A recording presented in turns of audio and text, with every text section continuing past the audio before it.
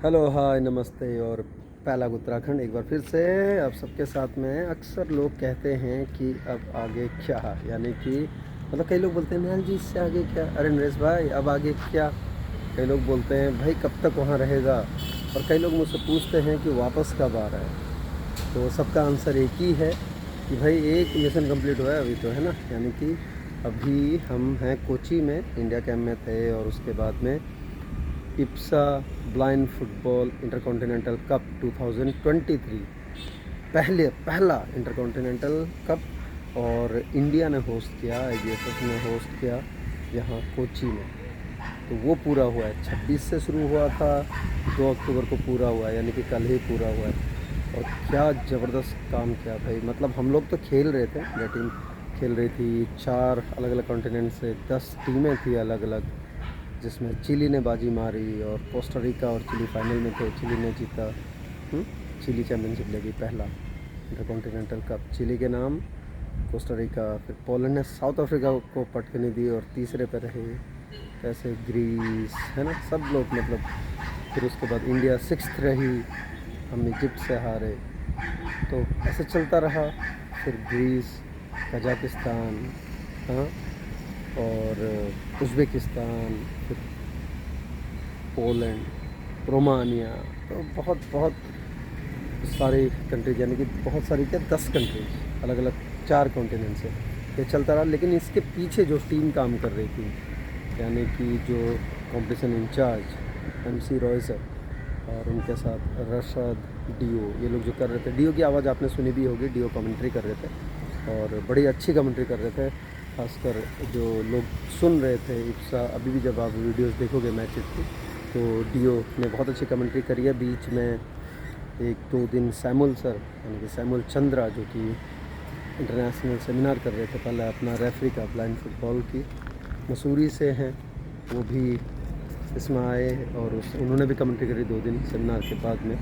और साथ ही कुछ मैंने भी की, थोड़ा बहुत की, लेकिन मैंने, क्योंकि मैं टीम के साथ, इंडियन ब्लाइंड फुटबॉल टीम का असिस्टेंट कोच और गोल गाइड, तो ये सारा चलता रहा। लेकिन इन लोगों ने जो काम किया ना भाई, रॉय सर और डीओ और साथ में रशद नेशनल कोऑर्डिनेटर हैं, मतलब गजब क्या इवेंट किया, और बहुत सक्सेसफुल रहा। तो मुझसे लोग पूछते हैं कि अब क्या, तो कई लोग मुझसे पूछ रहे हैं न्याल अब तो ख़त्म हो गया, कई लोग पूछते हैं देहरादून कब आ रहे हो, कई लोग पूछते हैं वापस कब आ रहे हो।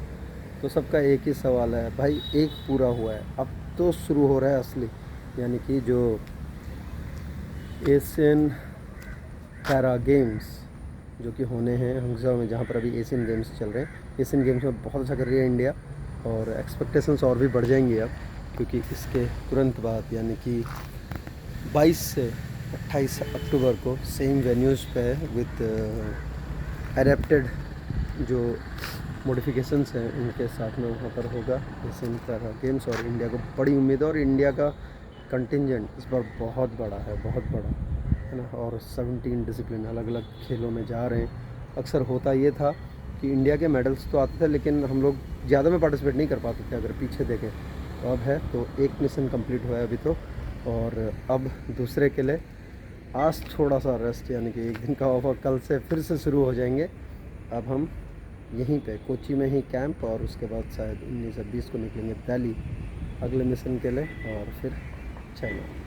तो फ़िलहाल जो मुझसे पूछते हैं कि अब क्या और आगे क्या और अब कहाँ, तो उनको बता दूं कि भाई मेरा तो ऐसा ही रहता है, कभी कहीं कभी कहीं, और मिशन हमेशा एक के बाद एक, रुकना पसंद नहीं है, चलते रहते हैं। और चलते रहना ही तो ज़िंदगी है ना, जब कहते हैं कि चलते रहना ही ज़िंदगी, अगर चलते रहना ही ज़िंदगी है तो फिर क्यों रुकें।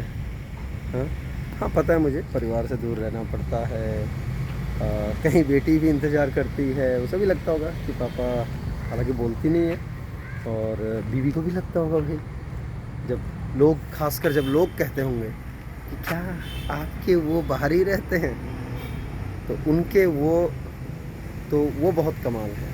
कहने का मतलब कि वाइफ हैं तो उनका ही साथ है, और उनकी ही वजह से मैं यहाँ पर हूँ। घर वाले भी पूछते हैं, यानी कि गाँव में, कि ईजा पूछती हैं कब आएगा, भाई पूछता है दादी कब आ रहा है भाई। तो यार सबसे एक ही चीज़ कहूँगा कि बस जद्दोजहद में लगे हैं। दोस्तों से कहूँगा कि नहीं आ पाता हूँ मिलने कई बार, तो जहाँ आप लोगों को दिख जाऊँ किसी भी माध्यम में कहीं से भी, भाई लोग थोड़ा प्यार दे दिया करो और समझ लिया करो कि यार चल रहा है। क्योंकि जब ये पहनते हैं ना इंडिया, तो इसको एक अलग ही वो चलता है भाई। तो देख के रोंगटे अलग तरीके से मतलब बातें करते हैं मुझसे खुद से। अगर इसको जस्टिफाई नहीं कर पाते तो फिर बड़ा वो होता है। चल रही है जद्दोजहद, भागम भाग या कुछ भी कह लो इससे, तो अभी और है। और जब मुलाकात होगी तो फिर बातें होंगी जम के, आपसे बातें होंगी, मुलाकात भी होगी। और वापस जाकर जब परिवार से मिलेंगे, जब दोस्तों से मिलेंगे, जब अपने कलीग से मिलूँगा, और मेरे जो स्टूडेंट्स यानी कि जो NIPVD में हैं इस वक्त, है ना, तो उनसे मिलेंगे तो फिर कमाल। वहाँ तो माहौल ही बदल जाता है। कहने का मतलब माहौल कुछ अलग ही हो जाता है।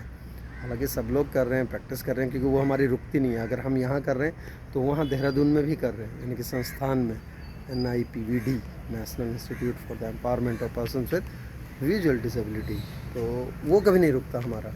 हम लोग हमेशा चलते रहते हैं, एक के बाद एक चलता रहता है, चाहे हम कहीं पर भी हों। लेकिन हमें ये भी पता है अगर हम रुके हैं तो कोई ना कोई कहीं ना कहीं ट्रेनिंग कर रहा है। तो हम लोग अगर रुक जाएंगे तो पीछे हो जाएंगे। तो चलते हैं, बढ़ते हैं आगे और निकल पड़ते हैं फिर दूसरे मिशन के लिए। फिर मुलाकात होगी जल्दी ही। आप सभी से अपना साथ यूँ ही बनाए रखिए और फैलाते रहिए जहाँ जहाँ फैला सकते हैं।